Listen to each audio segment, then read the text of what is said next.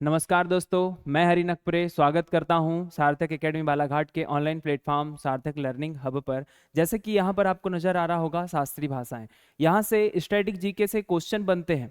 हर exam में आपको आगामी जो भी एग्जाम होगी, चाहे वो स्टेट लेवल की हो या फिर सेंट्रल लेवल की हो, तो यहाँ से क्वेश्चन बनने की संभावनाएं ज्यादा रहती है। किस प्रकार से क्वेश्चन बनेंगे कि शास्त्रीय भाषाएं, इनमें से कौन कौन सी शास्त्रीय भाषाएं हैं। ठीक है, दूसरा क्वेश्चन इस प्रकार से बनेगा कि इनमें से कौन सी शास्त्रीय भाषाएं नहीं है। तो हमको जो है यहाँ से 6 शास्त्रीय भाषाएं हैं, हमें इनको जो है शास्त्रीय भाषाओं को अच्छे से समझना है। किस प्रकार से परीक्षा में क्वेश्चन बनेंगे, इसे भी हमें विस्तार से समझना है। उसे समझने से सबसे पहले हमें यहाँ पर देखना पड़ेगा कि शास्त्रीय भाषाएं, शास्त्रीय भाषा होती क्या है। इसके लिए एक परिभाषा दी गई है। शास्त्रीय भाषाएं वे भाषा होती है जिनका साहित्य में व इतिहास में व सांस्कृतिक रूप से विशेष रूप से महत्वपूर्ण योगदान हो। वे भाषाएं जिनका साहित्यिक रूप से, सांस्कृतिक रूप से, ऐतिहासिक रूप से महत्वपूर्ण वर्तमान में योगदान है। दूसरी कंडीशन में यहाँ पर देखें कि साहित्य भाषा, शास्त्रीय भाषा जो है, यहाँ पर इनका जो जीवन काल यहाँ पर दिया हुआ है कि अगर कोई भी भाषा जिनका जीवन काल 1500 साल से लेकर के 2000 साल तक उनका जो है जीवन काल हमको देखने को मिलेगा, तो वे भाषाएं क्या होती है, शास्त्रीय भाषाएं होती है। यहां तक क्लियर हो गया। इसी के साथ आगे बढ़ते हैं कि शास्त्रीय भाषाओं की हमने परिभाषा देखा कि 1500 से लेकर के 2000 वर्ष तक इनका जो है जीवन काल होना चाहिए। दूसरी कंडीशन में इनकी जो साहित्यिक परंपरा जो होती है, साहित्य परंपरा की हम बात करेंगे तो यहाँ पर जो है इनकी जो साहित्य परंपरा स्वयं की होना चाहिए, किसी दूसरी भाषा पर निर्भर नहीं होना चाहिए। यहां तक क्लियर हुआ। इसी के साथ में हम आगे बढ़ते हैं, वर्तमान में कुल शास्त्रीय भाषाओं की बात करेंगे तो वर्तमान में कुल शास्त्रीय भाषाएं 6 है। ठीक है, इसे हमें अच्छे से याद रखना होगा कि कौन सी शास्त्रीय भाषाएं कहां पर बोली जाती है, हमें इसके भी बारे में थोड़ा सा विस्तार से जानना है। आगे देखिएगा, शास्त्रीय भाषाएं हमें वर्तमान में कुल कितनी भाषाएं मिली, 6 भाषाएं मिली। हमें कितनी पहली नंबर पर यहां देखा जाएगा तो यहां इससे पहले, इन्हें जानने से पहले हमें यहां पर एक पॉइंट को याद रखना होगा कि जो शास्त्रीय भाषाएं हैं सन 2004 से लेकर के 2014 तक भारत के संस्कृति मंत्रालय ने यहाँ पर जितनी भी शास्त्रीय भाषाएं हैं इनका वर्णन जो है यहाँ पर 2004 से लेकर के 2014 तक यहाँ पर एक कंडीशन के रूप में स्थापित की है। पहली भाषा की अगर बात करेंगे तो पहली भाषा जो शास्त्रीय भाषा है वह कौन सी भाषा है, तमिल भाषा है, जिनका जो है यहाँ पर जो है शास्त्रीय भाषा का दर्जा इसे कब दिया गया, तो यहाँ पर याद रखने वाली बात है 2004 में। जैसा कि हमें पता है कि पहली शास्त्रीय भाषा को कब दर्जा दिया गया, तो 2004 में, और 2004 से ही जो है भारत के वर्तमान में संस्कृति मंत्रालय के द्वारा इसे जो है शास्त्रीय भाषा का दर्जा दे करके रखा है। दूसरी भाषा की बात करेंगे तो दूसरी भाषा जो है संस्कृत की हम बात करेंगे। ठीक है, यहाँ पर जो है संस्कृत भाषा को शास्त्रीय भाषा का दर्जा जो है यहाँ पर जो है 2005 में दिया गया। यहाँ तक क्लियर हुआ। अब हमें जो है यहाँ से संस्कृत की हम बात कर रहे हैं तो संस्कृत जो है किस राज्य की शास्त्रीय या फिर किस राज्य की राजकीय भाषा है, हमें यह भी पता होना चाहिए। ठीक है, तो इससे पहले यहाँ पर देखिएगा, तीसरे नंबर की बात करेंगे तो संस्कृत के बाद में यहाँ पर जो है आपको देखने को मिल जाएगा कन्नड़ भाषा। कन्नड़ भाषा को जो शास्त्रीय भाषा का दर्जा जो दिया गया 2008 में दिया गया। चौथी भाषा की अगर बात करेंगे तो यहाँ पर जो भाषा देखने को मिल जाएगी तेलुगु भाषा। तेलुगु भाषा को जो है शास्त्रीय भाषा का दर्जा जो दिया गया 2008 में ही दिया गया। इसके बाद में पांचवी भाषा के रूप में हम जो है यहाँ पर देखेंगे मलयालम भाषा। मलयालम भाषा की अगर बात करें तो यहाँ पर जो है इसे शास्त्रीय भाषा का दर्जा 2013 में दिया गया। ठीक है, यहां तक हमें 5 शास्त्रीय भाषाएं देखने को मिल गई। छठवीं शास्त्रीय भाषा की अगर हम लोग बात करें तो यहाँ पर जो है छठवीं शास्त्रीय भाषा जो हो जाएगी उड़िया भाषा हो जाएगी। और ये उड़िया से ही आपको समझ में आ रहा है कि ये किस राज्य में बोली जाती होगी, उड़ीसा में बोली जाती होगी। तो यहाँ पर जो है उड़िया भाषा को जो है, उड़िया शास्त्रीय भाषा को जो 2014 में यहाँ पर शास्त्रीय भाषा का दर्जा दे दिया गया। तो हमें इस 6 के 6 को हमको अच्छे से याद रखना होगा। अगर इसकी अगर बात करें कि तमिल भाषा किस राज्य में बोली जाती है, तेलुगु भाषा किस राज्य में बोली जाती है, तो यहाँ पर इसे अच्छे से समझना होगा कि तमिल भाषा जो है किस राज्य में बोली जाएगी, तो तमिलनाडु में बोली जाएगी। ठीक है, संस्कृत भाषा की अगर बात करेंगे तो ये है उत्तराखंड की भाषा है, उत्तराखंड की राजकीय भाषा, मतलब द्वितीय राजकीय भाषा के रूप में संस्कृत भाषा को दर्जा दिया गया है। कन्नड़ की बात करेंगे तो यह है कर्नाटक में स्थापित है यहाँ पर। ठीक है, तो इसी प्रकार यहाँ पर याद रखने की जरूरत है कि कर्नाटक में कौन सी भाषा, कौन सी शास्त्रीय भाषा, कन्नड़ शास्त्रीय भाषा। तेलुगु की अगर बात करेंगे तो ये जो आपको देखने को मिल जाएगा आंध्र प्रदेश और तेलंगाना में आपको यहाँ पर देखने को मिल जाएगा। ठीक है, यहाँ पर तेलंगाना शब्द की बात करें तो तेलंगाना जो है ये एक राज्य है। ठीक है, इसे कब दर्जा दिया गया? तो 2 जून 2014 में इसे जो है राज्य का दर्जा दिया गया। इसे अच्छे से याद कर लीजिएगा। यहाँ पर देखिएगा मलयालम भाषा की बात करेंगे तो मलयालम भाषा किस राज्य में बोली जाती है?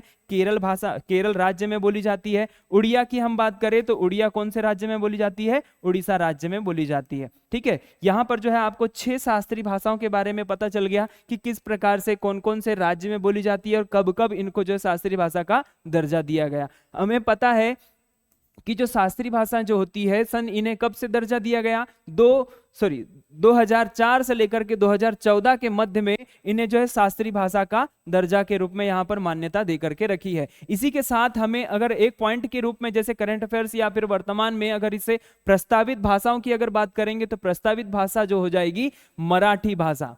मराठी भाषा जो है यहाँ पर जो है 7वीं भाषा के रूप में प्रस्तावित है। ठीक है, याद रहेगा ये सिर्फ क्या है? अभी प्रस्तावित है, इसे अभी पूरी तरह से मान्यता नहीं दी गई है। ठीक है, यहां तक क्लियर हुआ? तो हमें जो है शास्त्रीय भाषा के बारे में ज्यादा जानकारी मिल जाएगी। यहाँ पर इसी प्रकार से देखना कि साहित्य भाषा, साहित्यिक परंपरा उसकी स्वयं की होना चाहिए। हमने इसका जीवन काल कब से कब तक देखा? 1500 साल से लेकर के 2000 वर्ष तक इसका जो है जीवन काल होना चाहिए। तो ये एक प्रकार से क्या हो जाएगी? शास्त्रीय भाषा हो जाएगी। इसी के साथ हमें भाषा के बारे में भी अगर देखने को मिलेगा तो यहाँ पर जो है संविधान की अगर बात करेंगे तो संविधान में भी अनुच्छेद में भी जो है आपको जो है ये जो भाषाओं के बारे में आपको देखने को मिल जाएगा।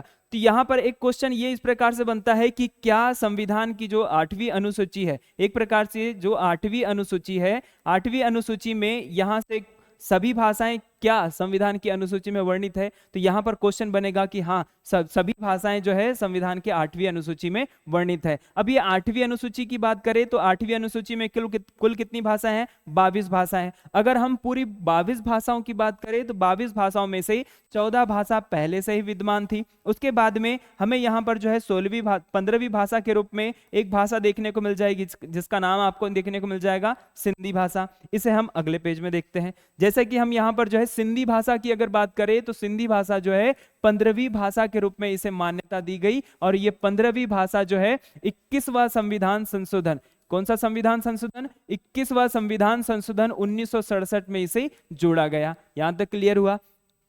इसके बाद में ये हो गई 15वीं हो गई। उसके बाद में 16वीं की अगर बात करेंगे 16वीं, ठीक है, यहां पर आ जाएगा KMN। इसे हम ट्रिक के माध्यम से याद रखते हैं। ठीक है, तो यहां पर देखिएगा के से यहां पर आ जाएगा कोंकणी देखने को मिल जाएगा, कोंकणी। कोंकणी के बाद में यहां पर आपको मिल जाएगा मणिपुरी। मणिपुरी के बाद में यहां पर जो आपको देखने को मिल जाएगा नेपाली। तो ये एक प्रकार से जो है शास्त्रीय भाषाएं हैं, एक प्रकार से जो संविधान में वर्णित भाषाएं हैं जिन्हें जो है 16वीं, 17वीं और 18वीं भाषा के रूप में यहां पर मान्यता दी गई है। ठीक है, तो ये इन भाषाओं को कब यहां पर मान्यता दी गई है? तो यहां पर याद रखना 71वां संविधान संशोधन 1992 में इसे मान्यता दी गई है। यहां तक क्लियर हुआ? इसी के साथ में हमें जो है जैसे यहां पर 18वीं भाषा देखा हमने तो यहां पर 19, 20, 21 और ये 22वीं भाषा। 22वीं भाषा की अगर बात करेंगे तो यहां पर हम जो है ट्रिक के माध्यम से इसे भी याद करेंगे, BDMS। मतलब यहां पर आपको देखने को मिल जाएगा, यहां से बी से क्या हो जाएगा? बोडो हो जाएगा। डी से क्या हो जाएगा? डोंगरी हो जाएगा। डोंगरी के बाद में यहां पर जो है मैथिली भाषा हो जाएगी। ठीक है, मैथिली के बाद में यहां पर जो आपको देखने को मिल जाएगी संथाली भाषा। ठीक है, तो ये इस प्रकार से जो है भाषाओं को यहाँ पर जो है संविधान की 8वीं अनुसूची में यहाँ पर जोड़ा गया है। तो एक प्रकार से आपको 14 भाषा को छोड़ देना है, उनका क्रम आपसे कभी नहीं पूछा जाएगा। सिर्फ यहाँ जो है आपसे पूछा जाएगा कि जो है सिंधी भाषा को कब जोड़ा गया, तो आपको बताना है कि 21वां संविधान संशोधन 1967 में जोड़ा गया। KMN भाषा को मतलब कोंकणी, मणिपुरी और नेपाली को कब जोड़ा गया? 71वां संविधान संशोधन 1992 में जोड़ा गया। तीसरे नंबर की अगर बात करेंगे तो तीसरे नंबर पर हमने देखा BDMS, बोडो, डोंगरी, मैथिली और संथाली। तो इन भाषाओं को जो जोड़ा गया तो यहां पर याद रखने वाली बात यह आ जाती है 92वां संविधान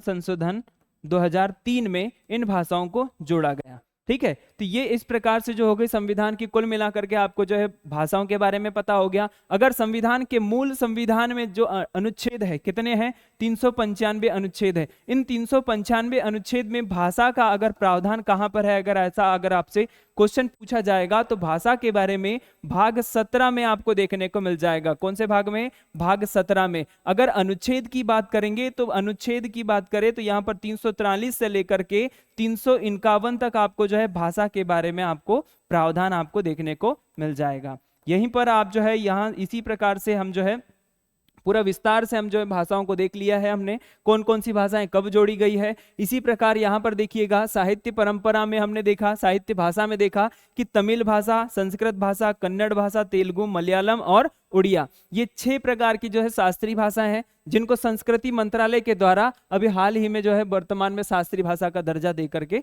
रखा है। साथ में यहां पर याद रखना कि भारत के अभी वर्तमान में संस्कृति मंत्री कौन है, ठीक है, भारत के वर्तमान में संस्कृति मंत्री कौन है, वर्तमान में किसका कौन से पद किन किन मंत्रियों के पास में है, इनके बारे में भी आपको याद रखना पड़ेगा, क्योंकि आगामी कोई भी एग्जाम में किसी भी प्रकार से क्वेश्चन बन सकते हैं। तो इसीलिए आपको जो है शास्त्रीय भाषा हो या फिर कोई भी अन्य टॉपिक हो उसको अच्छे से याद रखना होगा ताकि वहां से क्वेश्चन आसानी से आपसे बन सके, ठीक है। देखिए यहाँ पर जो है हम शास्त्रीय भाषा की बात कर रहे हैं तो हमने कुल मिलाकर के 6 शास्त्रीय भाषाओं को देख लिया है। इसी के साथ में हमें आगे बढ़ते हुए यहाँ पर ये देखना है कि जो शास्त्रीय भाषाएं जो होती है, क्या भाषाओं का जीवन काल सिर्फ 1500 साल पुराना ही मिल पाएगा क्या? इससे पुरानी भी भाषाओं का जीवन काल आपको देखने को मिल जाएगा, लेकिन उसके साक्ष्य होना चाहिए। वर्तमान में उसके साक्ष्य देना पड़ेगा कि मतलब वो भाषा, जैसे किसी अगर हिंदी भाषा की बात करें तो हिंदी भाषा एक शास्त्रीय भाषा नहीं है, ठीक है। यहां पर याद रखना कि उसका जीवन काल कितने साल पुराना होना चाहिए, 1500 साल से लेकर के 2000 साल तक पुराना होना चाहिए, इसी ड्यूरेशन के अंतराल में होना चाहिए, ठीक है। यहां पर हमने देखा प्राचीन काल से ही इतिहास की हम बात करें तो इतिहास में भी जो सिंधु घाटी सभ्यता हुआ करती थी उसमें भी भाषाओं का विशेष रूप से ध्यान रखा गया था। उस समय भाषा जो थी भाव चित्रात्मक भाषा हुआ करती थी, जिसके माध्यम से हम लोग जो है चित्रों के माध्यम से है उनकी भाषाओं को समझ सकते थे। अधिकांश रूप से उन्होंने मछलियों का चित्र का उपयोग किया, तो एक प्रकार से उनकी सिंबल हुआ करता था, एक भाषा हुआ करती थी, ठीक है। तो इसी प्रकार से हमें जो है वर्तमान में कुल शास्त्रीय भाषाओं की संख्या देखना था। वर्तमान में ये शास्त्रीय भाषाएं मौजूद है और इसी के साथ में जैसे ही अपडेट होगा तो हमारे जो है आपके प्लेटफॉर्म पर जो है अपडेट कर दिया जाएगा कि कौन सी शास्त्रीय भाषा जोड़ी गई। वर्तमान में कुल क्लासिकल जो है भाषाओं की बात करेंगे तो ये इतनी भाषा हैं, ठीक है। मिलते हैं अगले वीडियो में, तब तक के लिए धन्यवाद।